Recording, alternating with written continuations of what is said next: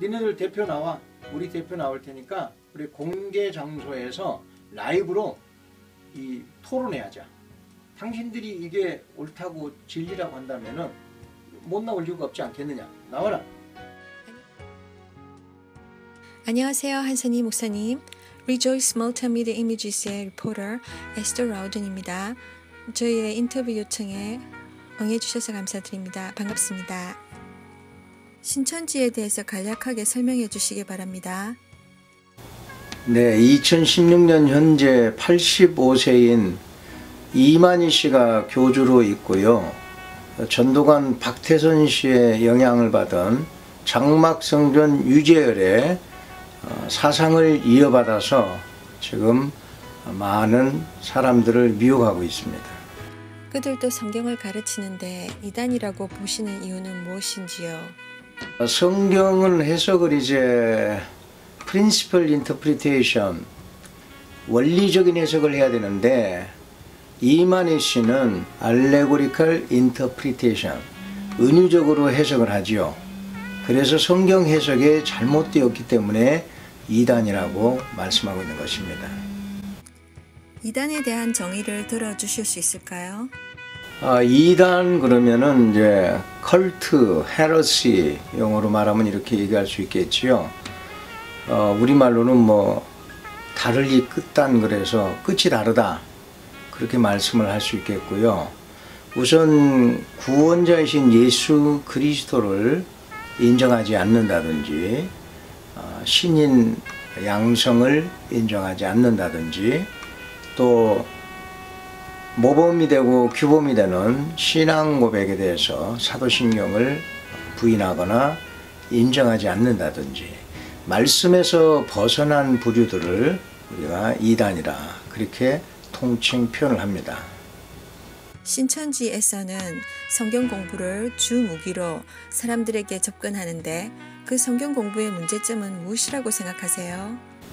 그 성경 공부가 건전하게 성경에 입각한 성경 공부가 아니고 결국 그 성경 공부 모든 것들은 이만희 씨를 구세주로 구원자로 그렇게 지배하게 되어 있습니다. 그렇기 때문에 그 성경 공부를 통해서 성경 공부를 마치고 나면은 이만희를 이 시대의 메사야로 구원자로 세이버로 마스터로 모셔드리는 이런 어처구니없는 상황이 벌어지고 있죠. 절대 이 세상에 어느 누구도 구원자는 될 수가 없습니다. 그들의 성경 공부는 결코 성경적이지 않다는 말씀 같은데요. 성경적이지 않다고 주장하시는 근거를 구체적으로 들어주신다면요. 그 사람들의 성경 공부의 핵심은 모두가 다 성경은 비유로 되어 있다. 그렇게 말을 하죠. 그래서 비유풀이를 통해서 우리로 하여금 잘못된 사상을 가져갈 수밖에 없게 하는 그런 그 판단을 흐리게 하는 그런 문제점을 가지고 있습니다.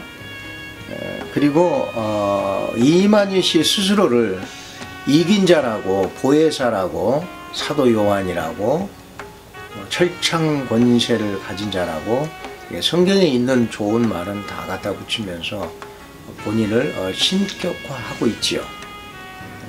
또 그리고 구약은 예수를 묘사하고 있는데 신약은 이만희를 묘사하고 있다. 이렇게 세뇌를 하고 있지요. 그리고 얼마 전까지 신천지 교인이 14만 4천 명이 되면은 정말 신천신지가 된다고 그래서 이곳에서 지상낙원에서 만인의 제사장의 역할을 할 것이라고 이렇게 큰소리 쳤는데 2015년 작년 말 현재 통계가 16만 명이 되었습니다. 14만 4천 명이 넘었죠. 그러니까 이제는 그 교리를 바꿨습니다. 이제는 종교 대통합이 와야 신천신지가 이루어진다. 이렇게 말을 하고 있습니다. 그런데 사실 종교 대통합은 현실적으로 불가능한 얘기입니다. 그렇기 때문에 이 사람들은 그 불가능한 표를 내걸어야 이제 마르고 닳도록 해먹을 수 있다는 생각을 하고 그런 궤도 수정을 하게 되었죠. 요한계시록이 이 신천지의 계시와 실상이다 이렇게 말을 합니다. 이런 것들 때문에 우리는 요약을 해서 제가 말씀을 드린 것인데, 이런 것들 때문에 신천지의 성경 공부는 전적으로 잘못되었다 그렇게 말씀을 드리는 것입니다. 한국의 대부분의 이단 종교들의 공통점이 요한계시록을 풀어가며 신도들을 현혹하는 것 같은데, 그 이유가 무엇인 것 같습니까? 주로 이제 계시록이 비유로 이렇게 써져 있기 때문에 그 비유풀이를 하면은 재밌으니까 이렇게 프린시플 원리적으로 해석을 안 해도 되고 풍자적으로 해석을 해도 되기 때문에 요한계시록을 많이 이용을 해서 이단들이 우리 정통 교인들이나 안 믿는 사람들을 미혹하고 있습니다. 신천지가 주는 개인, 가정, 사회에 끼치는 피해가 있다면 어떤 것들이 있을까요? 그건 너무 많은데요. 요약을 하자면은 우선 학생들은 학업을 포기하고요. 젊은이들은 직장을 그만두고 포교 활동에 매진하고 있고요. 부부는 갈등이 생겨서 이혼을 하고, 그리고 이제 부모님 곁을 떠나서 살기도 하고, 그리고 세상의 삶의 의욕을 상실해버리고 거짓말 잘하고, 그것이 하나님이 시키는 거라고 그렇게 모략이라고 해서 저들은 배우고 있죠.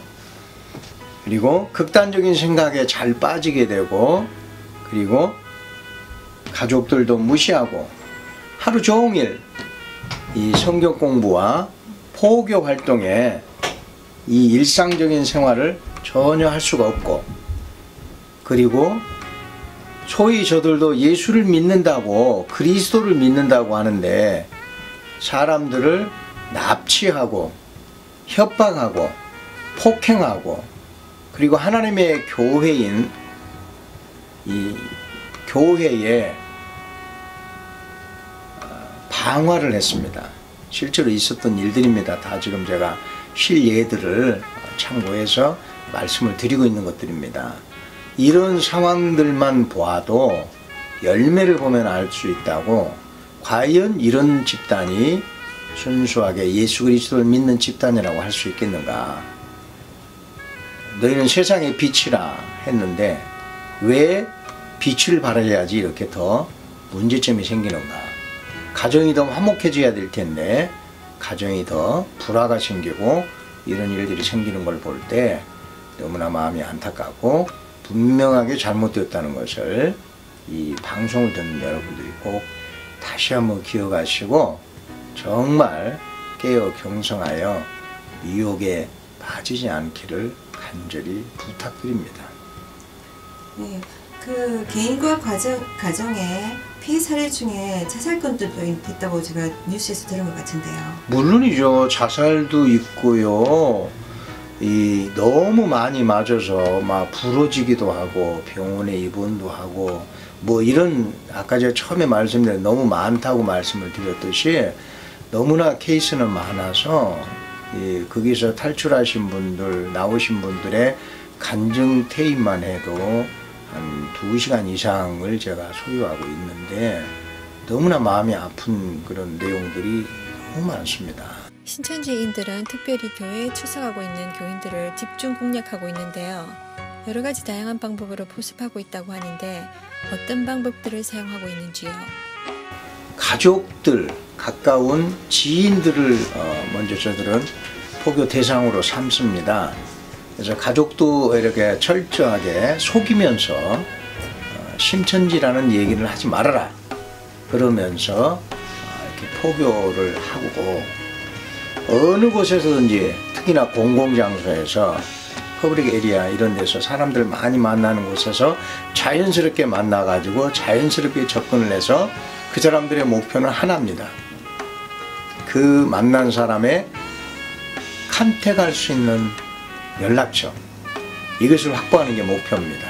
그래서 그 연락처를 확보한 후에 그것을 이제 소위 장인애들의 이 사람들한테 전달해 가지고 자연스럽게 이제 저 사람들이 포교 대상으로 삼고 접근을 하죠.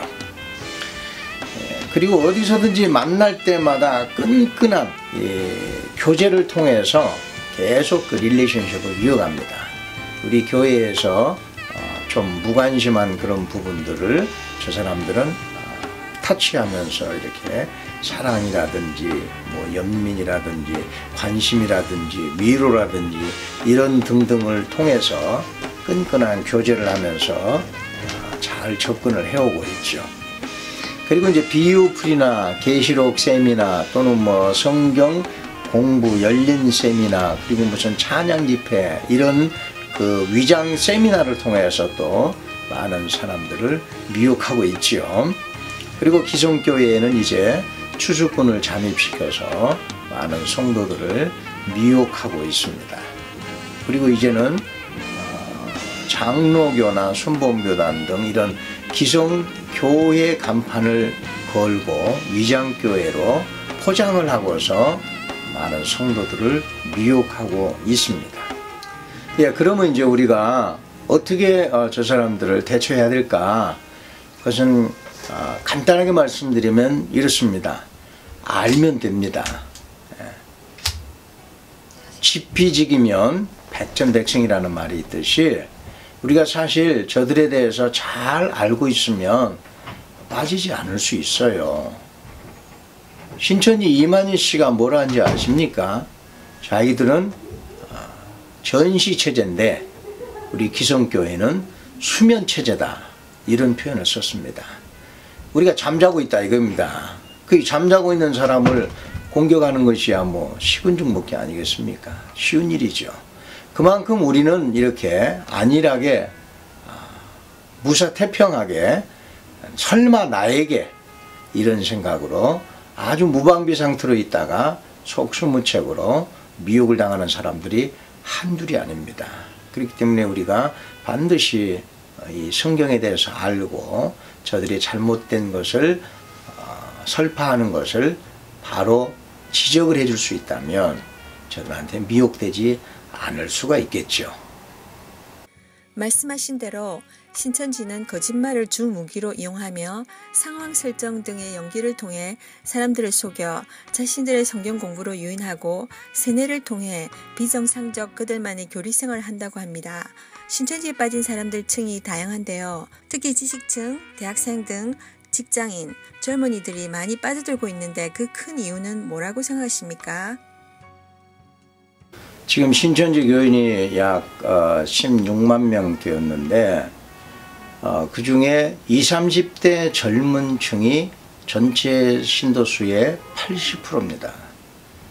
너무나 안타까운 일인데 그러면 이제 여기에 대한 이유는 제가 크게 두 가지로 볼 수 있습니다. 첫째는 목회자들에게의 책임입니다.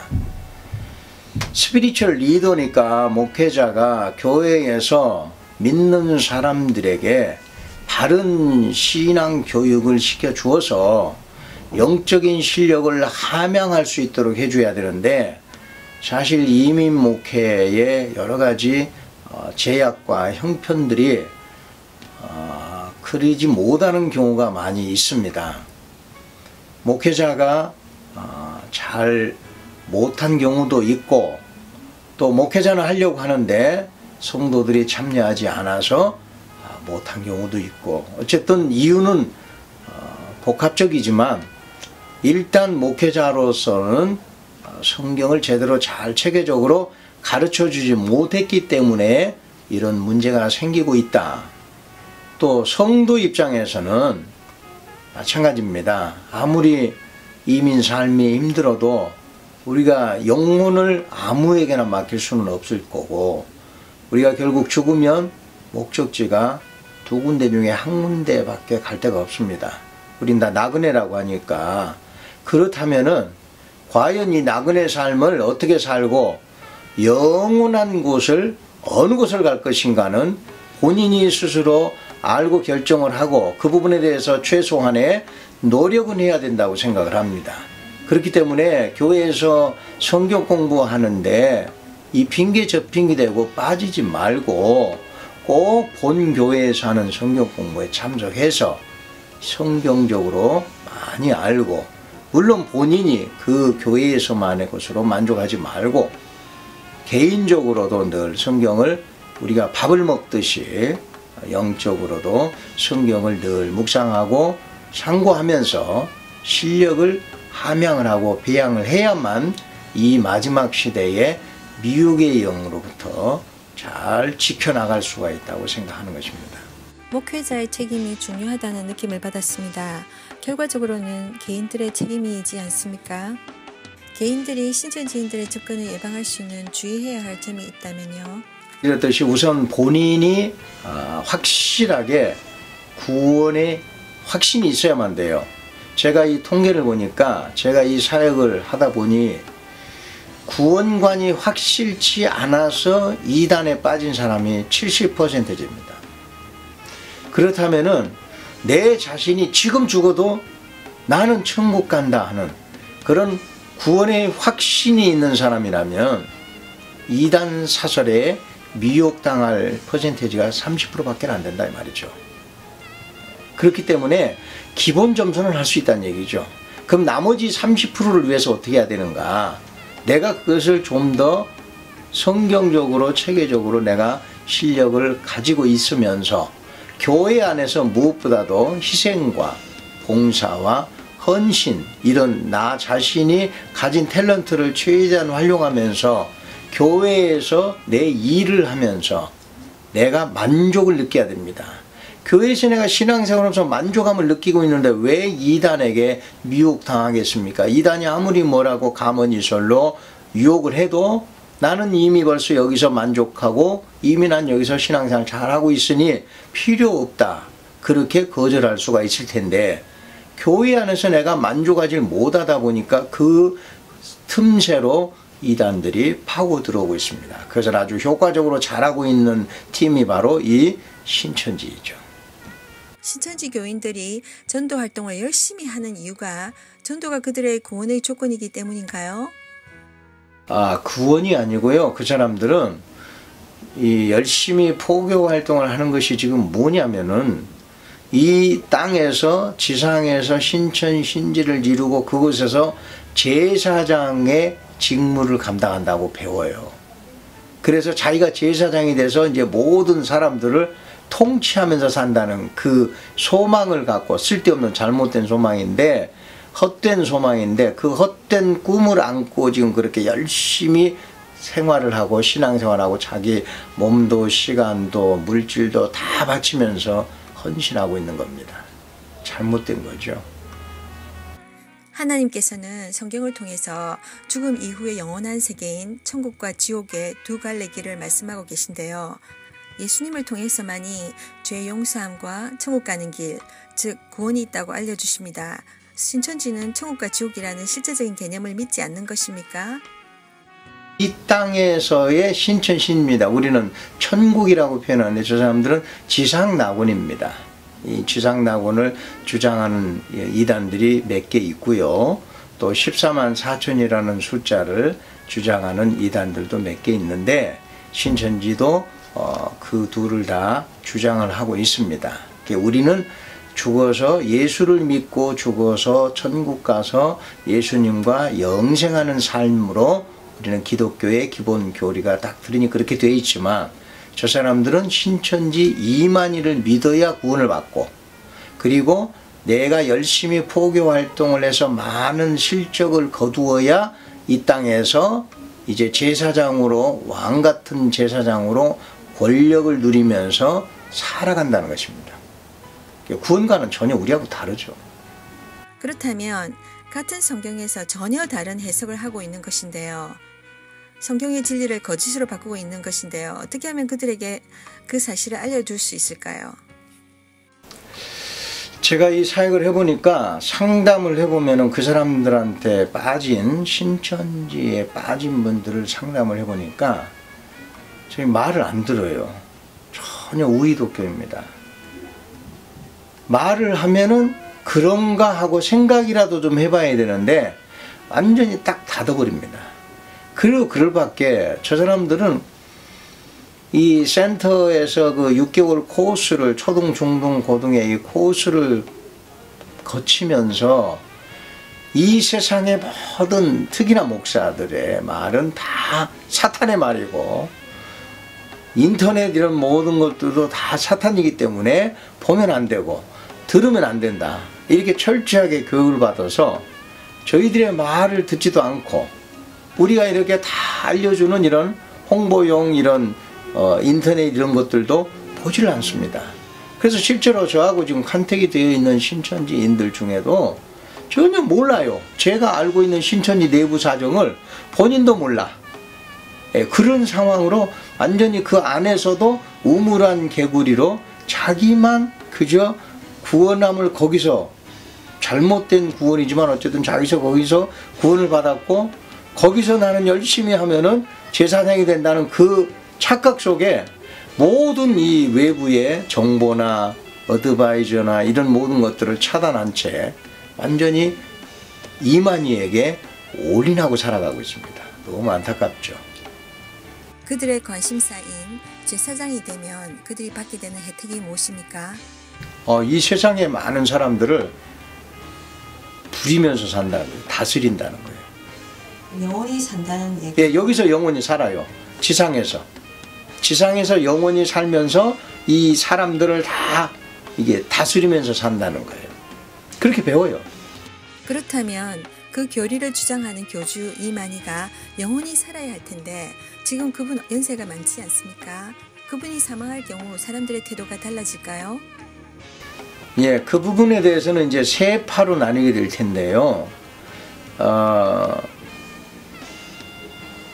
이만희 씨가 반드시 죽을 건데 그 안에서는 지금 안 죽는다고 배우고 있습니다. 보혜사라고 배우고 이긴 자라고 배워서 안 죽을 거라고 알고 있기 때문에 이제 85세인데 만약에 죽으면 이제 좋은 부류가 한 부류는 가짜구나 하고 나올 사람들입니다. 그건 그나마 좋은 거예요. 그런데 두 번째 부류는 뭐냐면은 이제 이만희가 죽고 나서 그 지파장이나 그 교육장 이런 그 리더급의 사람들이 많이 또 이제 살림을 차릴 겁니다. 분가할 거라고 여러 팀이 생길 거예요. 그래서 또 새로운 포섭 활동들을 또 열심히 포섭들을 할 겁니다. 이 부분이 좀 좋지 않은 내용이지요. 또 하나는 더욱이 나쁜 게 뭐냐면 세 번째 거는 이 나비효과라고 그러죠. 자기가 신으로 영원히 살 분으로 평생 이렇게 알고 믿고 이렇게 섬긴 분이 죽었어요. 영원히 살 분으로 알고 믿었는데 죽었습니다. 그래서 이 세상의 삶에 아무 의욕이 없고 그냥 그분 따라가야 되겠다. 그렇게 해서 자살하는 부류가 생길 겁니다. 제가 한국에 우리 이단 사역자들하고 제가 커넥이 다 돼 있어서 그룹 채팅도 하고 이렇게 하는데 그분들에게 제가 주문한 건 그겁니다. 자살을 하지 않도록 최대한 막아라. 자살을 하면 기회가 없지 않느냐. 일단 거기에 이단에 빠져 있더라도 살아있으면 우리가 어떻게든지 찬스는 있지 않느냐. 그러나 죽어버리면 찬스가 없지 않느냐. 그러니 최대한 자살을 하지 않도록은 박아주라. 그 사람 나이가 많으니 이제 머지않아서 죽을 거는 당연지사인데 그 후에 후폭풍이 최소화를 하자. 제가 이렇게 주문을 했습니다. 교회 역사를 돌아다 보면 한국 사회는 다른 어떤 나라보다 이단의 출현이 빈번한데요. 그 이유가 우리의 민족성이나 역사적 경험 등 불신이 가득한 사회적인 분위기와 연관이 있다고 보십니까? 좋은 질문인데요. 한국이 세계 지도로 보면은 참 점 하나로 찍힐 정도로 작은 규모의 땅덩어리인데 그나마 반툼이죠. 남북한으로 갈려서 반툼인데 그 안에 지금 현재 저희 통계에 자칭 하나님이 200명입니다. 한국에만 자칭 하나님 200명입니다. 그러면 왜 이렇게 조그만 땅덩어리 안에 이렇게 많은 신이 존재하느냐. 그래서 한국인의 종교 심성이라는 제가 그 연구한 부분이 있는데 한국인의 종교 심성을 이해하면은 그런 이단에 빠지고 한국에 이렇게 신이 많고 우상이 많고 하는 그런 이유를 알 수가 있습니다. 제가 5가지로 종교 심성에 대해서 분석을 해놓은 것이 있습니다. 나중에 뭐 기회가 되면은 제공해 드릴 수가 있습니다. 어쨌든 이제 이렇게 해서 한국에는 그만큼 이 종교 심성이 강해서 이렇게 이단들이 많이 출몰했고, 그 이단들이 그런 이 한국인의 종교 심성을 터치해 가지고 딱 연결이 되는 바람에 많은 분들이 지금 이단 사설에 미혹되고 있고, 그 다음에 두 번째의 요인이라고 한다면은 이 사회나 정치나 종교 외의 이 지도자들의 이 지도의 부재, 이것을 바라보면서 실망하다 보니까 상대적으로 저쪽에서는 아주 온화하게 좋은 이미지로 어프로치해 오니까 그것을 바라보면서 상대적으로 끌려가다 보니까 한번 발을 들여놓기 어렵지, 발을 들여놓고 나면은 그 다음엔 이게 수렁과 같아서 쉽게 빠져나오기가 어렵습니다. 그들의 그 시스템이 그렇게 되어 있습니다. 한번 이렇게 포교 활동을 나갔다 오면 소위 말해서 평가를 해요, 저들이. 그래서 평가를 해가지고 이 프로그램은 안 좋았다. 그건 버려버리는 거야. 그리고서 다른 프로그램을 또 업그레이드해서 정착을 해서 또 나갑니다. 그러니까 보통 제가 신학교 교수도 하지만 이 기독론이라든지 어떤 이런 다른 교육 과목에 대해서는 우리가 한번 배워놓고 그걸 가르치기 시작하면 계속 가르쳐도 되는데, 이단에 대해서는 안 그래요. 지금 이단들이 진화하고 있기 때문에 제가 일례를 들어서 작년에 강의한 신천지 내용과 올해 강의하는 신천지 내용이 약간 달라요. 왜? 1년 동안 저들의 변화된 과정을 또 저는 업그레이드 해가지고 또 나가야 되기 때문에, 그래서 계속 저는 공부 아닌 공부를 할 수밖에 없습니다. 저들이 진화를 하니까 저도 그거에 맞춰서 업그레이드를 해서 나가서 알려줘야 되니까, 이러다 보니까 점점 저도 힘들어지고 있는데, 그럼에도 불구하고 이 사역을 중단할 수는 없지요. 한 영혼이 천하보다 귀하기 때문에. 그렇다면 대학 과정이나 신학 과정 속에 이단에 대한 지식을 가르치는 교과 과정의 필요성을 느끼는데요. 현재 그러한 학과들이 존재하고 있는지요? 제가 아마 한 5년, 6년 전쯤에 이미 벌써 한국의 신학교에 이단 학과를 만들어야 된다고 어필을 했고요. 지금 현재 한국의 우리 합동 측 총시는 이단 상담학과가 생겼습니다. 다행히. 그리고 이제 고신에서도 하겠다는 이야기가 있고요. 아직까지 정규 과목으로 채택들은 안 됐어요. 하지만 이제 조금씩 신학교에서 관심들을 가지고 하고 있습니다. 저는 이미 벌써 오래전부터 그 과목이 정규 과목으로 있어야 된다고, 필수 과목으로 있어야 된다고 얘기한 사람 중에 한 사람입니다. 네, 참으로 중요한 부분 같은데요. 반드시 추진이 되었으면 좋겠습니다. 이미 신천지인이 되어 그들의 포교 활동 가운데 깊이 개입되어 있는 가족이나 친구가 있는 사람들을 어떻게 하면 도울 수 있을까요? 굉장히 어려운 질문인데요.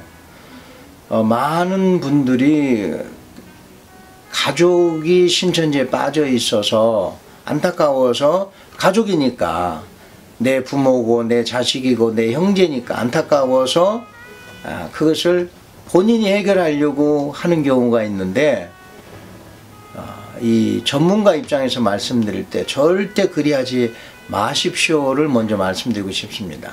통계가 가족이, 쉽게 말해서 비전문가가 그 이단에 빠진 분을 돌이키게 하기 위해서 소위 상담 아닌 상담을 하셨을 때의 실패 확률은 90%입니다. 통계가 이렇게 나와 있습니다. 그렇기 때문에 거의 불가능하다는 얘기예요. 그러니까 안타깝지만 본인이 해결할 수는 없다는 현실을 이해하시고, 왜 그러냐면은 그들은 우리와 같이 이렇게 정상적인 사고와 생각으로 이렇게 대화를 하질 않습니다. 이미 벌써 브레인 와시가 되어서 이 세뇌가 된 그것 안에서만 그 사람들은 생각을 하고 말을 하고 움직이는, 마치 로봇과 같은 그런 사람들이 되어버렸기 때문에 내 형제다, 내 가족이다 하는 그 차원을 넘어서서 그 영혼이 미혹의 영역에 이끌려 있다는 것을 감지하시고 이해하시고 반드시 전문가에게 상담을 통해서 집중적으로 그 브레인 와시된 부분을 클린시키는 작업을 해야만 합니다. 그리하지 않고는 효과가 없습니다. 그들의 교리가 결과적으로 성경의 기본 가르침을 거스리며 메시지의 핵심인 예수 구원, 제사함과 천국의 약속을 오히려 거부하며 인간인 교주 이만희를 우상 숭배하고 있는데요. 그들로 그들의 교리가 말씀에서 벗어나고 있음을 스스로 인식하도록 돕고자 한다면 어떤 성경 구절들이 도움이 될까요? 디모데전서 2장 5절에 예수님이 유일하신 구원자라든지, 요한복음 14장 6절에 예수님이 유일한 길이라든지, 사도행전 4장 12절에 예수님이 유일한 이름이고, 로마서 10장 9절로 10절에 예수를 믿음으로 구원에 이른다든지, 또 로마서 10장 13절에 예수님 이름으로 구원을 얻는다든지, 요한복음 20장 31절에 예수를 믿음으로 생명을 얻는다든지, 이런 성경 구절들을 말씀해 줄 수는 있겠지만, 문제는 아까 말씀드렸듯이 이 사람들이 이런 말을 했을 때 액면 그대로 듣지를 않는다는 데 문제가 있지요.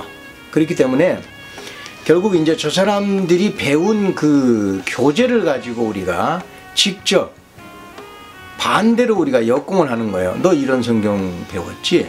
너 배우잖아. 자, 이게 어떻게 잘못됐는지 보자.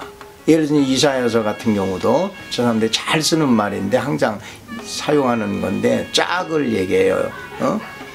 이것들을 자세히 봐라. 짝이 없는 것이 하나도 없다. 이러면서 그 짝이라는 것이 성경의 짝이라 그래가지고 저 뒤쪽에서 아무거나 끌어와가지고 또 이것이 그 짝이다라고 얘기를 하고 하는데, 사실은 그 성경 구절은 이사야 14장 그거는 앞뒤 문맥을 살펴보면은 말씀의 짝이 아니고 짐승의 짝입니다. 애니멀 페어로 나와 있어요.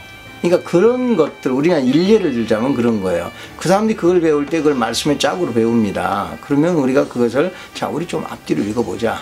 전후 좀 보자. 그 전절도 보고 후절도 좀 보자. 자, 이래도 이것이 말씀의 짝이냐 하고 이런 식으로 우리가 상담을 통해서 계속 우리가 그 브레인와시된 부분을 좀 더 잘못됐다고 깨우쳐주는 일을 하는 것이죠. 그냥 성경 구절 한두 구절, 몇 구절, 10절 아무리 알려줘도 그걸 그대로 받아들이면 다행인데 받지를 않기 때문에 우리가 부득불 이렇게 상담을 통해서 시간을 투자해서 잘못된 것을 스스로 깨닫게 해줘야 된다는 것이죠.